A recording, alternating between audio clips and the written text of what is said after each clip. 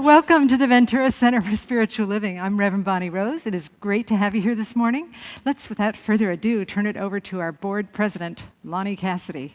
Good morning and welcome. Oh, what a beautiful day it is. And I'm so happy that you could join us near and far. So settle in. I love this topic. How many of you are resistant to forgiveness? That would be me. Okay, so it's perfect. You're in the right place. So settle in. Open up your heart and just enjoy this morning. Thanks, Lonnie. All right, now what do? We don't have Bill Hadris here today. He's camping with the Boy Scouts. So just in honor of the youth in our center and those of us that are young at heart, we're just going to put our hands over our heart and send a special blessing out to the youth. And please repeat after me. We love you. We bless you. We believe in you. You are the face of God. And so it is. Thank you. All right. And now Deborah Gibson, who is our practitioner, she's going to give us a prayer. Thank you, Bonnie. So will all the practitioners here and at home, on the YouTube, on the Facebook, please stand. We stand together always with you, for you, around you, praying daily for you. So for this morning, I open up our prayer time, knowing that God is the one presence, the holy light of all joy, all goodness, all well-being. We are here, these tiny little particles of atoms, being each person, being all the people on this planet, being our planet, being our solar system, our galaxy, all the galaxies in the entire universe.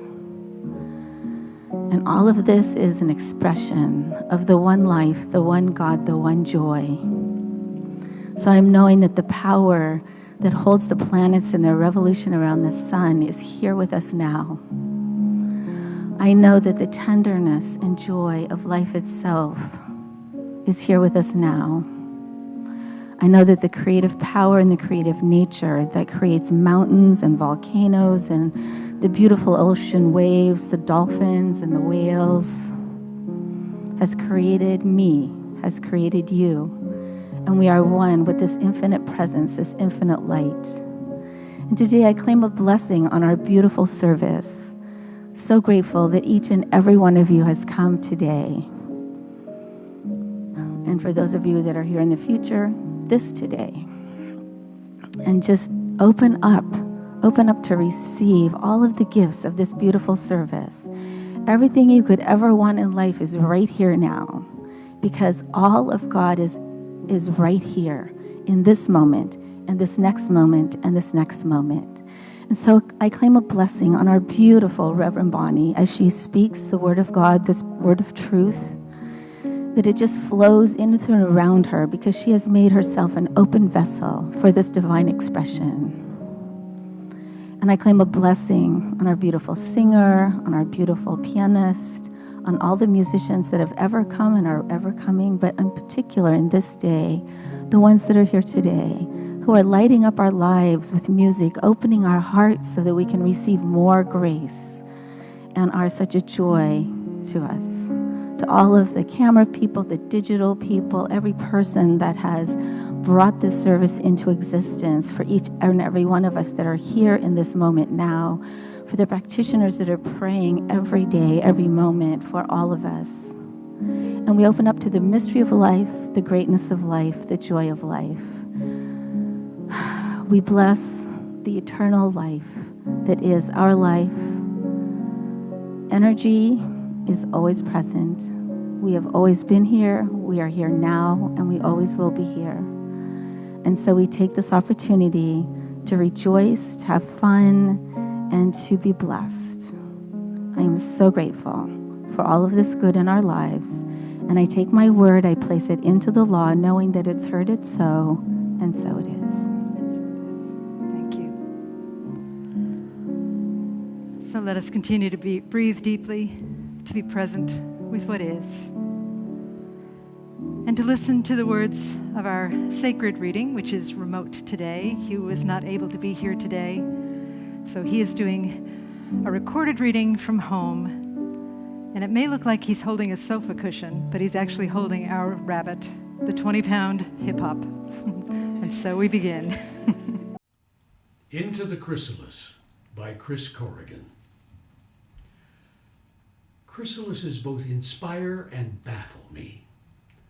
The thought that a caterpillar can crawl into a sac made of its own body and dissolve its form and come out as a butterfly is an often used image of transformation. But holy cow, stop for a moment and really think about that. Does the caterpillar know this is going to happen?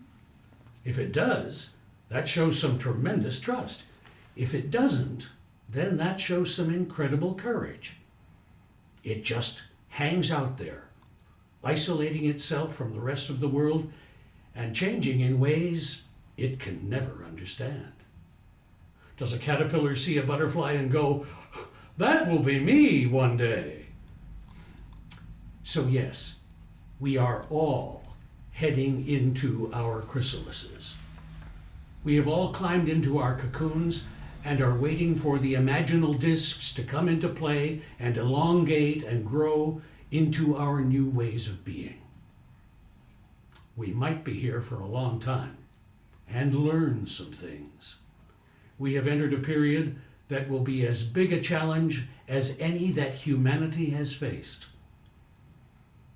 Have some empathy for the caterpillar who creates its chrysalis and becomes a pupa.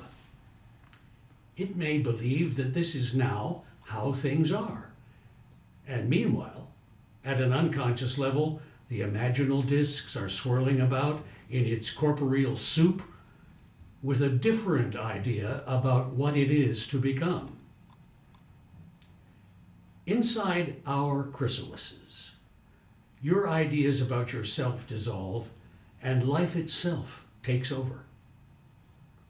Watch for the small signals. Watch for what happens at the edges. Amplify the acts of kindness and possibility that you see in your community and your personal life. Document and grow the new practices you discover. They may be helpfulness, attention, curiosity, or competence. Stifle the urge to seek cortisol hits from triggering events and social media that make you angry, or the outrage merchants that still crave a hold on your consciousness. Instead, cocoon yourself and study your imagination. Into the goo, my friends. And so we breathe deeply, moving into the goo, into the unknowing, into that powerful place of stillness, of trust, and of truth, where we breathe in and we breathe out, and we trust that there is a grace that is bigger than any of us individually, that connects all of us. Together, we remember that grace. We know it as the I Am presence. The I Am presence is that which is conscious, that which knows, that which experiences. And we all have that, and we all are one. And so together we'll sing, I am remembering who I am. If you're here, we invite you to put your mask on, or keep your mask on, covering your nose and your mouth, and sing quietly. And together we will remember the truth about love in all of us. Remembering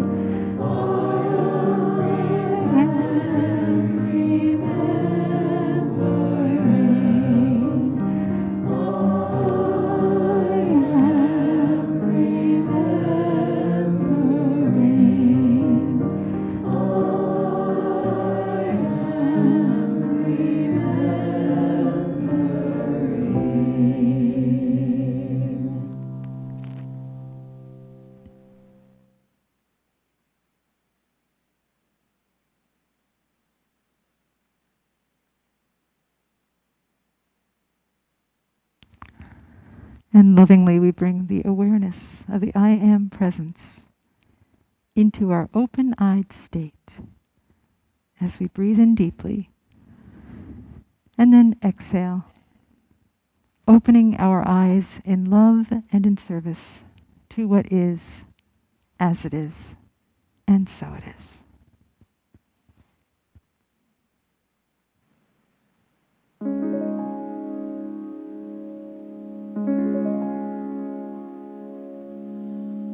How could I know I would have to leave you? How could I know I would hurt you so? You, the one I was born to love. How could I ever know? How could I ever know?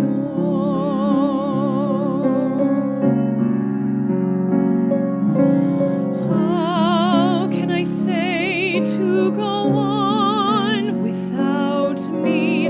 How would I know you still need me so?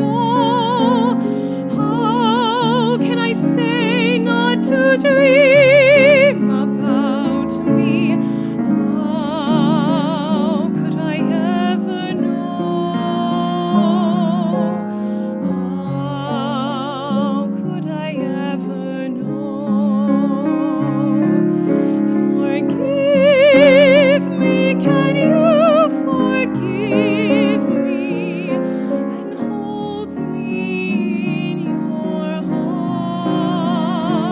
and find some new way to love me now that we're apart.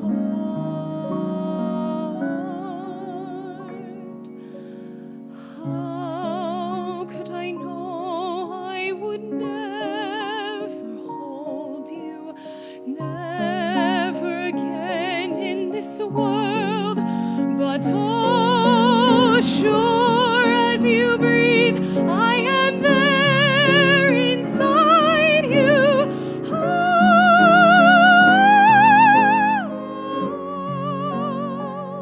could I ever know?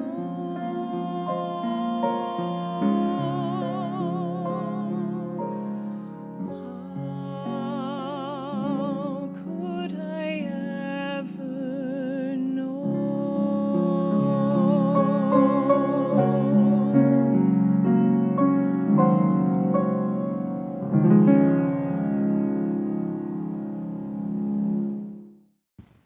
Surprise, Kayla. We love our singers, and we love you.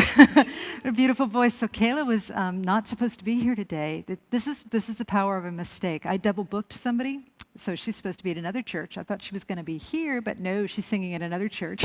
She was extremely apologetic, and I'm like, hey, it was my fault. I messed up.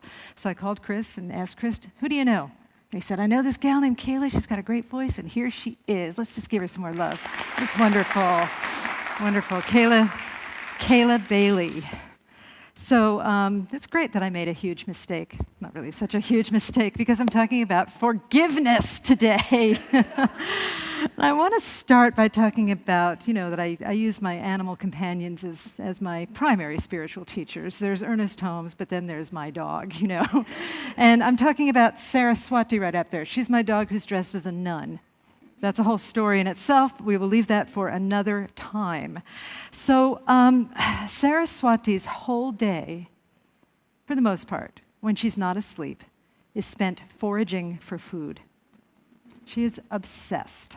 And she has all of these little routines, and of course, I just buy right into them. You feed the cat, she's there watching the cat, hoping that the cat will drop something on the floor or on the counter, because she knows to counter surf to get dropped cat food. When I clean out certain aspects of living with a rabbit, Saraswati likes to eat rabbit poop. So there's that going on all the time. When I chop vegetables, I chop up vegetables, and she's there just pointing and begging. She's a pointer, pointing and begging, wanting one of the vegetables that I'm chopping. And I've given her all kinds of stuff, and she usually eats them unless she doesn't like it. Then she takes it to her lair, which is under the dining room table, and eats half of it. And then I step on it later, and it's slimy. So why am I talking about Sarah's unfortunate habit of foraging for food? Well, I think it's because all of us humans, I would say some of us, but I think it's probably all of us, are often foraging for bad news. We're often foraging for someone to blame. We're often foraging for a reason to be upset. If you look at the news, the 24-hour news cycle, there is a lot of pandering to foraging going on there. You know, they talk about the extremes so that people can get really whipped up and then want to watch more. Same thing with social media. I'm not on it very much like I used to be, but it does seem, and I don't know whether it's changed recently, but it does seem like there is a lot of agitation always on social media so that people can take sides and have really strong opinions and make the other wrong. The other night I was having one of my, I shouldn't even call it insomnia anymore because I enjoy it so much. I was having my, I can't think of a nice way to say it. Anyway, I was having see, everything I want to say sounds a little dirty. So I'm just going to say I was having insomnia. And I was, I was looking through something, and I came up with the 10 most hated words in the English language. And apparently there are a whole bunch of these hated words in different categories. One of the most hated words in the English language is phlegm. Now, I'm not a fan of the phlegm. Most singers are not. Am I correct, Kayla? Right. I am not a fan of the phlegm, but I believe that it's rather a telling word. It sounds almost like onomatopoeia, you know, when a word kind of sounds like what it is. I love the word phlegm. Just don't like having it. Speaking of onomatopoeia, though, there was another list that I encountered that said that there were 10 words that were most hated, and this had to do with being pretentious. And one of those 10 words that only pretentious people say is plethora. I love a plethora. I love that word. Who here among us likes the word plethora? Okay, good. I am not alone. Well, you're all super pretentious, but we can be pretentious together. All right? What about a plethora of phlegm? Anybody into that, right? Okay, not so much, yeah. So there's all of that going on, even to the point of there are words that we can't agree on that are acceptable. And then, you know, when you talk about the pandemic, there's been so much controversy around that and so much butting heads and making people wrong, whether it's wearing a mask or not wearing a mask, getting a vaccine or not getting a vaccine, even the cause of the pandemic. I actually Googled this last night because I remember, you know, people are blaming people of other races, whatever, nationalities. But I remember when the pandemic first started, I read online that some people actually believed that the pandemic was caused by Corona beer. And I Googled it to think, I must have made that up. I must have dreamed that. But sure enough, there were a lot of people at the beginning of the pandemic, Corona beer spikes in Google Stats, Google Stats spiked because people were trying to find out whether or not the virus was caused by beer. So we're all forming an opinion somewhere. We're all looking for someone to be wrong. We're all looking for someone to criticize or someone to judge. And what if we could transform that? What if we could transform that into we're all looking for someone to forgive? Because I think that most of us want a life of freedom and happiness. Sometimes, as I said last week, we go for the instant gratification versus the lasting happiness. You know, and there is an instant gratification in feeling right and feeling justice and feeling disdainful and feeling self-righteous. But what if instead we were to go to the long-lasting joy, long-lasting pleasure? What if instead we were to invite grace into the scenario? What if we were to live a life of freedom and not be caught up in our thoughts? And I believe that one of the key ways to find that is through the rigorous practice of forgiveness. I am not the only one who believes that. I would think that most everybody up there in that sacred choir, with maybe the exception of my dog, and yeah, I think even Yoda believes that forgiveness is a powerful thing. And when I started looking for documentation on the power of forgiveness, I was thinking about things that I've read in the past. You know, two rabbis have told me this, one online, Rabbi Sharon Brous, who's kind of an activist rabbi, and I heard her do an interview with Brian Stevenson, who's an activist for equal justice for black men and women in the prison system. And so Sharon Brous said this, and also Rabbi Lisa, who is one of my favorite people in the world. She's the rabbi in Ventura. When I grow up, I want to be more like Rabbi Lisa, which is a shame because she's younger than me, but you know, there's that. But anyway, and then this article I was reading online, and they were all talking about the Jewish approach to forgiveness. And they were saying that forgiveness in the Jewish faith does not dismiss accountability, that the person who has done wrong still needs to be accountable. They also said, all three of them said, that certain criteria, certain conditions need to be met before we can be expected to forgive. The person needs to have a rigorous moral self-examination and look at what they did wrong, to look at perhaps what they did that was an affront to somebody else. That they need to repent, that they need to change their mind. Repent means change their mind about what they did, and change their mind about what they themselves, and change their mind about the other person. And not only that, they need to make amends. They need to atone for what they did. It sounds very much like the 12 steps, doesn't it? You know, take a rigorous moral inventory, make a list of what you've done against your brothers and your sisters, and then make amends, you know? I don't know the 12 steps from memory, but I know that that's the gist of part of it as you get into it more. And, you know, in a way, I think some of us might feel like, oh, that's a little too conditional for me. But in what I read, it talked about, and I really believe this, in that forgiveness is such a powerful practice that they want to give us steps to be able to embody the grace of that forgiveness, to embody the wisdom and the power that we get for forgiveness. So sometimes if somebody does something to you that is an affront, it may not be appropriate to just say, oh, come on, it doesn't really matter. It may be more appropriate to set a boundary and to encourage that person through your strength and through your courage and through your boundary setting to actually look within and make some changes and then make amends. That is a powerful gift that we can give to someone, a powerful gift that we can give to someone. You know, and if you are the person that is the alleged wrongdoer, then it's a powerful gift that we can give to ourselves to say, okay, I did this, it doesn't feel quite right, this person is angry at me, I should look within, I need to see where exactly my head was, why I did this, see if I can change my thinking about it, and then make amends to that person. That's a huge gift to ourselves as well. You know, and it's a wonderful thing that heals and blesses the entire world when we are able to take responsibility for our alleged wrongdoing and turn it into something that actually connects us versus divides us. So think about if there's somebody in your life that has done you wrong, or somebody in your life that you have not been appropriate with, and see if you can apply this. See if there's a place where you can set a better boundary for somebody who is trampling yours, and see also if there's a place where perhaps you can do this rigorous self-inventory and see if there's a place where you can step out in greater repentance and in greater forgiveness for yourself and for the other, and greater atonement. You know, and it's, gosh, I hear you. You know, I try and practice what I preach, and I fail every single day.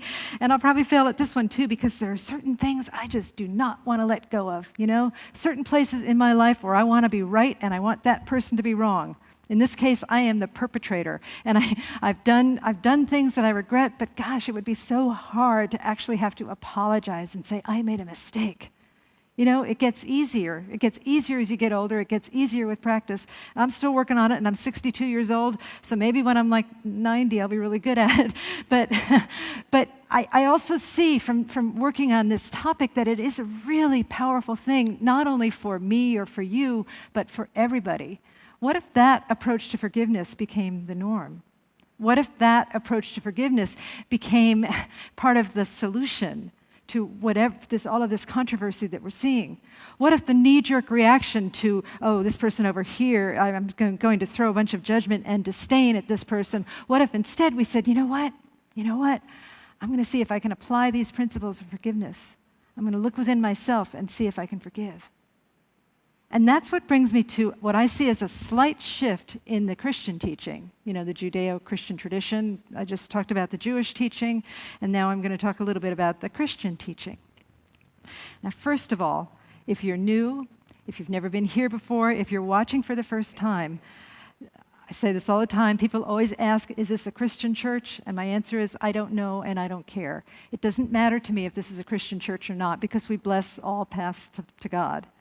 One might think that it's obvious when you look in the choir loft that we really bless all paths, and we also bless people that have no path to God, that just like to come here for the cookies or the conversation or whatever it is. We're not serving cookies right now, but that will change people very soon. All right.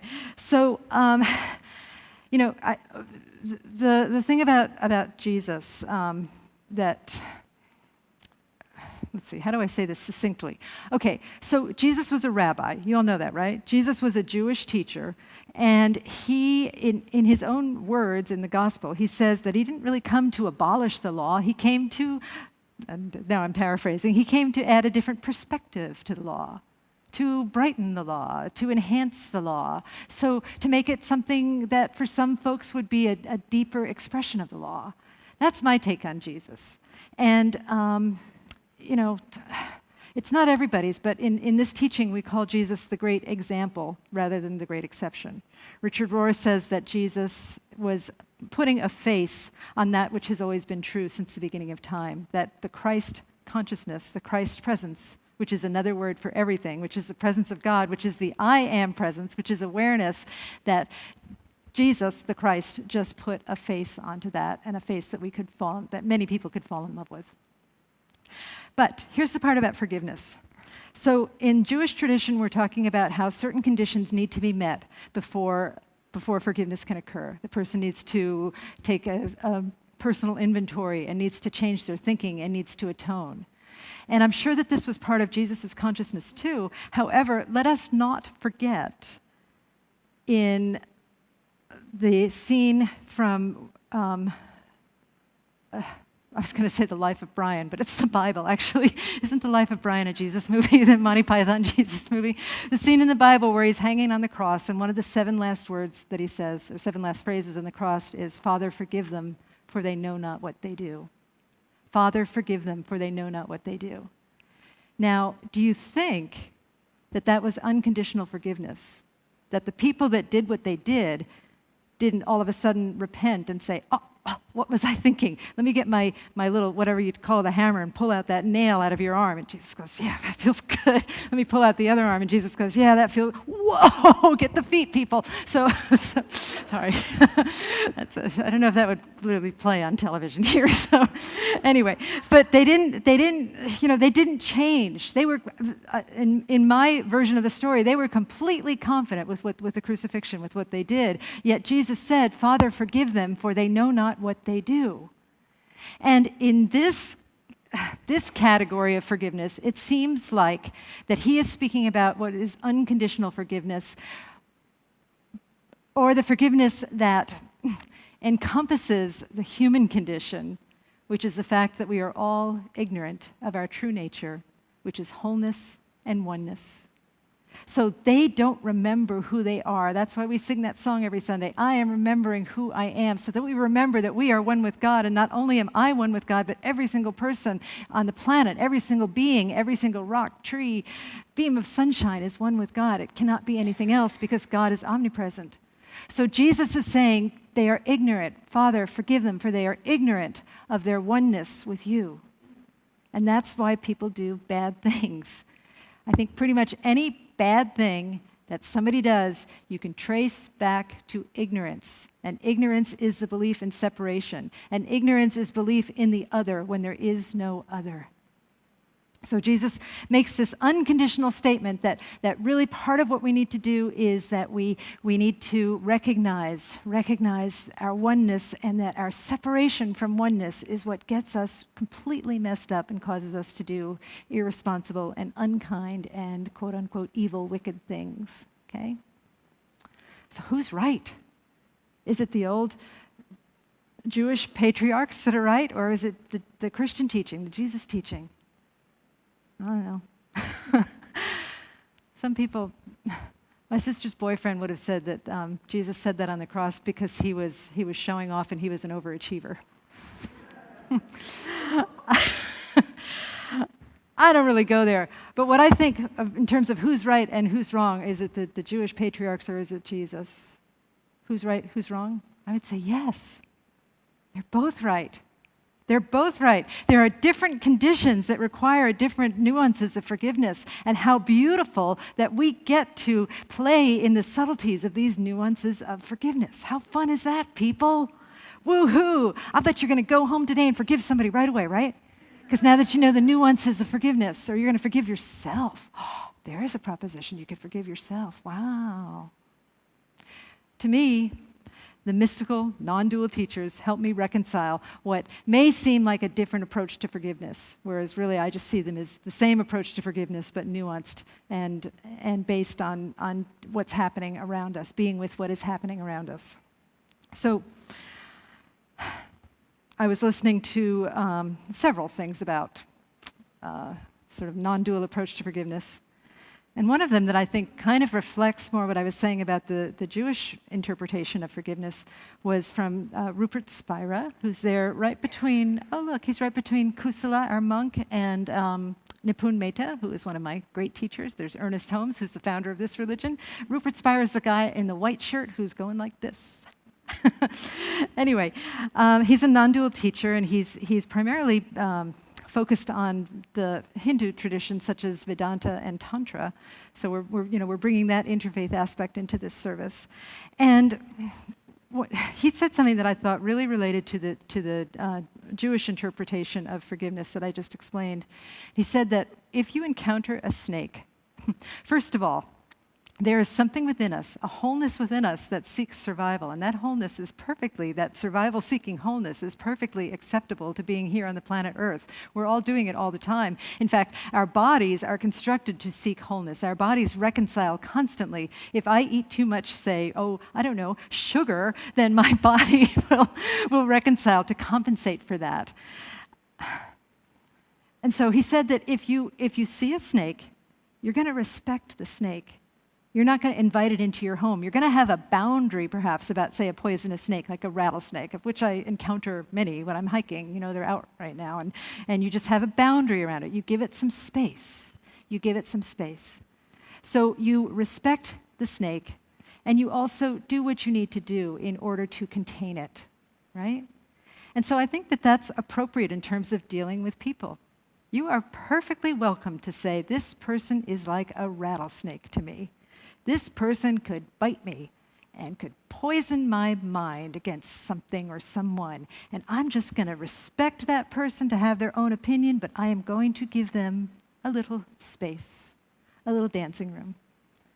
I used to say that about somebody that I struggled with, and I still kind of have a free zone. I have a very large hula hoop around me to kind of keep this person on the periphery of the hula hoop because we just don't do well together. And I used to say about this person, we're really just doing a different dance. I want to waltz. You want to do, I don't know any modern dances. Slam dancing, perhaps? Do people still slam dance? People? Any young people here? Do they slam? Oh, okay, never mind. Okay, so we're allowed to do that. It is okay to do that. If somebody is really destructive in our lives, it is really, really, truly appropriate to set a boundary. In fact, it is a loving thing to do, because if that person really wants in, and the only way that they can get in is to change themselves, is to do that work that it talked about in the Jewish tradition of looking within and seeing where they are out of alignment with principle and cultivating a little bit of remorse and recognizing that they can change their thinking, that they can change their behavior, and then making amends. That is such a huge gift that we are giving to people through the boundaries, through the practice of boundaries, right? So you're going to go home and do that, right? Everybody. Okay, good to know. All right. So now the other thing, talking about that unconditional forgiveness business. So again, the example of that was Jesus on the cross saying, Father, forgive them, for they know not what they do. Not expecting that the people had to change, not expecting that they needed to take him down from there and get their act together, but knowing that they were doing what they were doing because of ignorance, because of the ignorance. And the truth is, unless we're completely enlightened, we're all running around a little bit ignorant. So in this podcast that I listen to, Rupert Spira talks about the story about the beam in the eye and the speck in the eye. It's like, don't judge your neighbor's speck in the eye unless you are willing to look at the, let's say, plethora of phlegm in your own eye, okay? Don't judge the booger in your neighbor's eye unless you're willing to examine the plethora of phlegm, spitting all over the place, in your own eye. Oh, okay. And that's really, you know what that means is that if we're judging somebody harshly, if we're holding somebody and like damning them in our minds or criticizing them in our minds, chances are we are seeing their separation, but it is very possible that it is a reflection of our own belief in separation. Okay? We can usually discern whether or not we are seeing them as separate if we're in rage about them, if we're criticizing, if we're talking about them incessantly, if we're telling everybody about how bad they are, if we're writing about it on Facebook, if we're writing sonnets to their evilness. Of course, I've done that, haven't you? Okay, maybe not. Well, David has, right? But if we're doing all of those things, if we're doing inner scripts about the person all of the time, then chances are we're seeing the reflection of our separation in them. And the cure for seeing our separation in them is to do our own work on oneness. And that's really where self-forgiveness comes in. That's where, if you're picking on a splinter in somebody's eye, it's because you can't see because of the beam in your eye, because of the loogie in your eye. Sorry, I love that word, loogie. It's probably on the list of words you can't say in church. But it's such a good word. Will everybody just make me feel less shy about saying loogie? And when I say three, everybody say loogie. 1, 2, 3. Loogie. Good. Thank you. I feel better now. Okay. You're welcome. I know you all wanted to say that word. Anyway, so that's what that means, is to do our own inner work and to work and to reconcile our own sense of separation with God. And you will find, and I know you already have found this already, when we are really in a place of tremendous oneness, when we are seeing the good in everyone, when we are not arguing for someone or arguing against somebody constantly, then we are in this place of grace, in this place of freedom. And that is what allows us, I almost said entitled, and entitled isn't quite the right word, but it does entitle us to the kingdom of heaven. It really does. It's that, and it doesn't matter when you start. There's that beautiful parable in the gospel about the vineyard, about how when this guy comes and he hires people and they start at 8 a.m. and then at 12 he hires more people, and then at 3 p.m. he hires more people, and then at the end of the day it's 5 o'clock and everybody gets paid, and everybody gets paid the same amount. And the 8 a.m. people are saying, what? I was here at 8 a.m. I missed my coffee. Well, it was the Bible. Who knows? I missed something because I had to be here. And then the 3 p.m. people are like, well, okay, I'll take it. But the point of that parable is that whenever you step into the kingdom of heaven, it does not matter how late you arrive. And by the way, the kingdom of heaven is on earth and it is within. So it doesn't matter when you start forgiveness. If you have held grudges for 50, 60 years, you can do the work of self-forgiveness. You can do the work of reconciling separation. You can do the work of setting appropriate boundaries, but setting them with love, thinking about that snake that you don't hate, you just respect its distance, and you step into the kingdom of grace, the kingdom of heaven, here in the garden called planet Earth, here in the Garden of Eden called planet Earth, and already you have everything that the people who started 20 years ago had. We're all paid the same amount of grace when we step into the kingdom of heaven. We all receive, we all earn, and it's not really earning, it's just given. It's just given. We just have to give up and surrender all of the traps that we've been holding on to, such as a lack of forgiveness, such as a lack of self-forgiveness, such as a lack of boundaries because we're afraid. We just have to give all of that up, and then we step into the kingdom of heaven. The time to do it is now. Life is short. Life is short, man. I was exposed to the shortness of life this weekend. My husband is in the hospital right now, and he's going to be fine. But there was a little touch and go moment there for a while.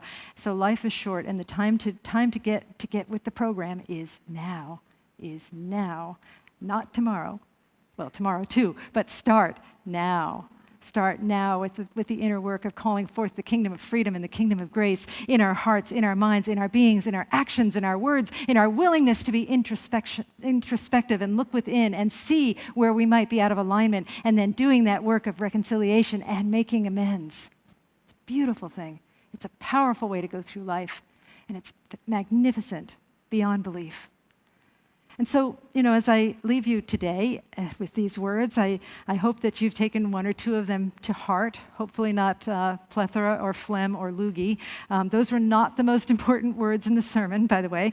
But perhaps you are willing to look at a place where you are reluctant to set boundaries. And perhaps you can change that within yourselves, ourselves. I don't mean you, because I'm doing the same work all of the time.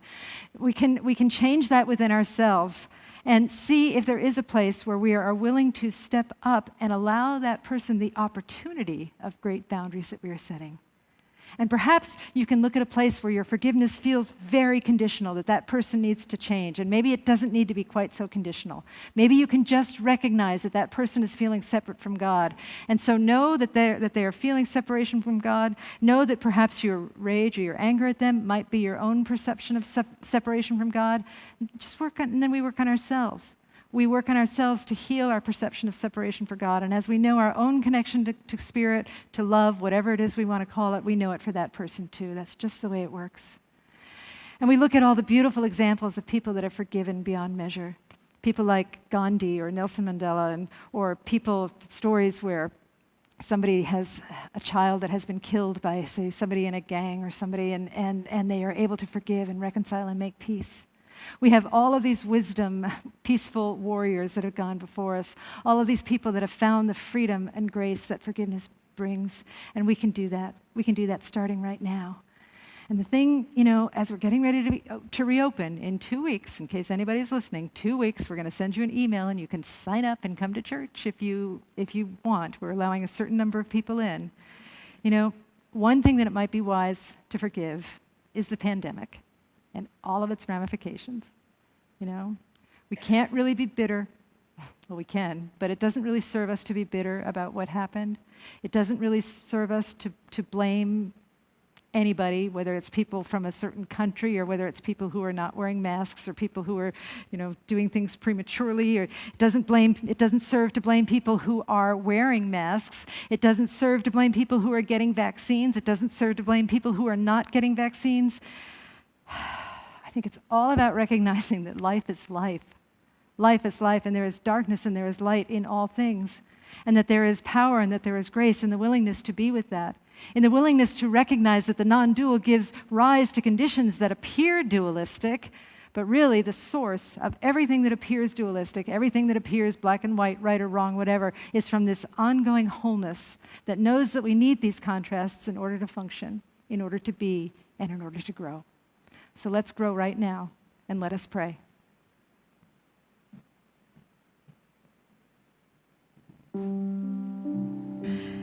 Turning within, I sense and feel the power and the presence of the one love that is life, that is God, that is wholeness, that is beingness. The power and the presence that is love itself, living and moving and having its perfect being through these words and through all of us as we participate in this collective. We ripple this prayer out to bless the entire world, to anyone who is struggling, to anyone who is feeling separate. And we lift up this planet, this universe, in the hope of love and grace and freedom that we all call forth today. And so truly there is only one life, and we are part of that one life. And knowing this so deeply from this time that we have shared together, deepening in it, we continue to deepen in this message throughout the week. We practice. We recognize our oneness with Spirit. We look for opportunities to come up and see it. And anything that happens that feels against us is simply an opportunity to recognize and hold that spaciousness that is love, to hold it in a greater way, in a more inclusive way, a way that includes even the people that we once judged or criticized, even the people that feel against us. We open our hearts to be that space of inclusion, to be that space that sees no separation but sees only oneness. And I know because this is so, because of our commitment to seeing and being oneness, that we do indeed bring the kingdom of heaven to the planet Earth, to our consciousness, and to the consciousness of the world. That we move forth from life in all of the specific details that we encounter in our days that are custom designed to grow our hearts and to grow our minds and to move us into deeper service and deeper love and deeper peace and joy and grace. So I just welcome everything. I welcome everything and serve it as it is. I love it as it is. And that doesn't mean that it never changes, but I love the process of change as well. We just love everything and allow it to love us in all of its fullness. For it loves us even more than we love it. And so I'm just so grateful for this powerful teaching, so grateful for all of the great teachers on the planet Earth and beyond, living and not living. I bless all of the transformation that is occurring here in this community and all over the world.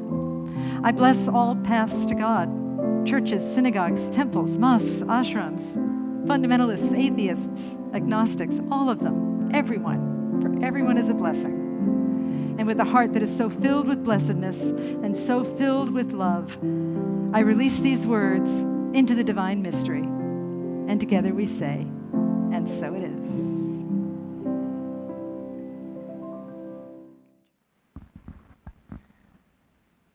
Thank you, Bonnie.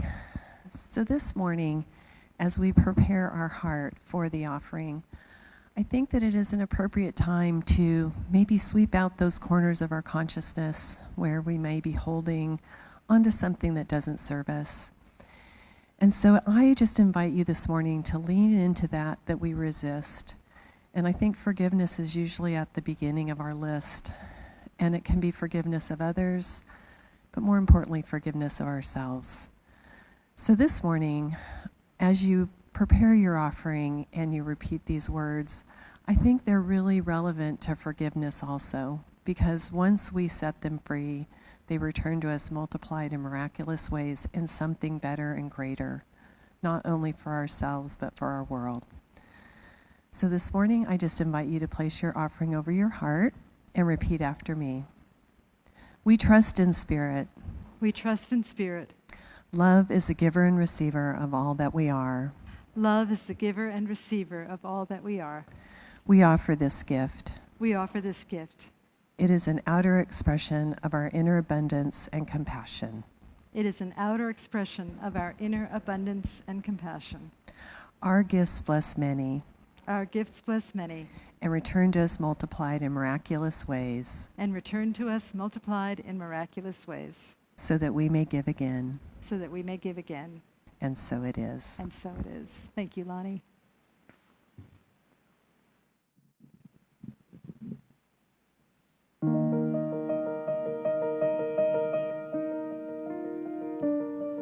You look around and staring back at you, another wave of doubt. Will it pull you under? You wonder, what if I'm overtaken? What if I never make it?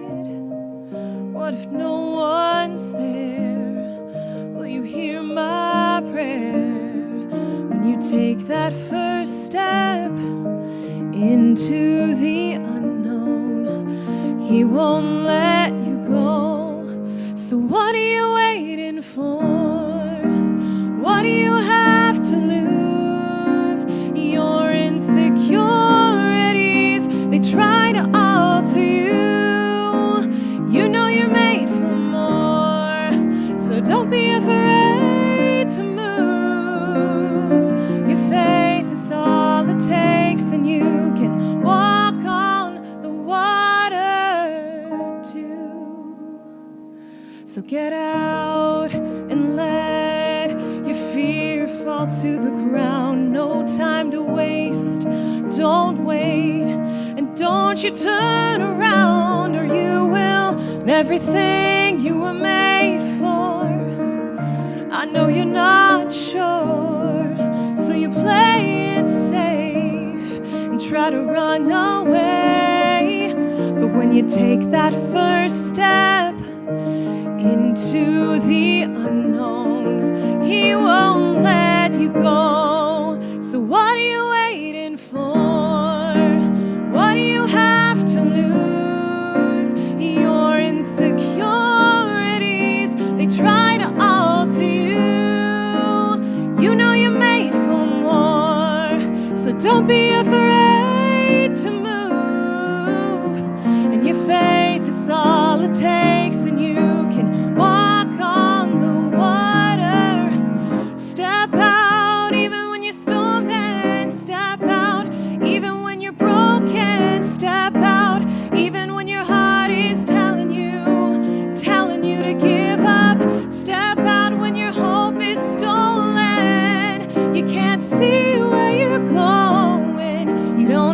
to be afraid. No, no, no. So what are you waiting? What are you waiting for? Ooh, there's so much more. So what are you waiting for? What do you have to lose? Your insecurities, they try to alter you, but you know you're made for more. So don't be afraid to lose, and your faith is all it takes, and you can walk on the water, walk on the water too.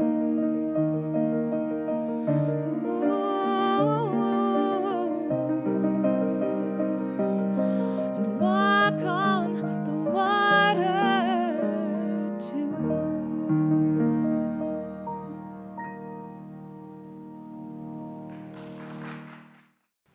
Thanks, Kayla and Chris. Lovely. Thanks so much. All right, you guys. So let's just go ahead and do the announcements. I almost forgot. All right. So the flowers, they're going to Hugh, okay? My husband. Just